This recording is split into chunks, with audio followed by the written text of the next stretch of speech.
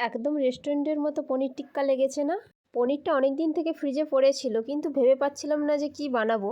আজ মাথায় এলো একদম রেস্টুরেন্টের মতো পনির টিক্কা বানাই। পনিরের সাথে এখানে নিয়েছি টমেটো, পেঁয়াজ, ক্যাপসিকাম। এদিকে একটি পাত্রে জল ঝরানো টক দই 3 চামচ, পরিমাণ মতো হলুদ, লঙ্কা গুঁড়ো, জিরে গুঁড়ো, ধনে গুঁড়ো, গরম মশলা, গোলমরিচ গুঁড়ো, পরিমাণ মতো লবণ, হাফ চামচ জোয়ান, 1 চামচ বেসন, আদা রসুনের পেস্ট, অল্প জল দিয়ে বেটার বানিয়ে নিলাম। বেশ কিছুটা গরম সরষের তেল বেটারের উপর দিয়ে ফেটিয়ে নিলাম।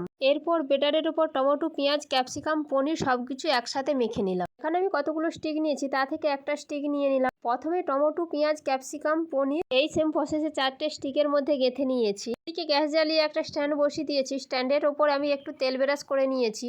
এরপর স্ট্যান্ডের ওপর আমি দুটো স্টিক দিয়ে দিলাম। প্রথমে গ্যাসের ফ্লেমটা মিডিয়ামে রেখে তারপর গ্যাসের ফ্লেমটা একদম লোতে রেখে পনির টিক্কাগুলো আমি বানিয়ে নিলাম।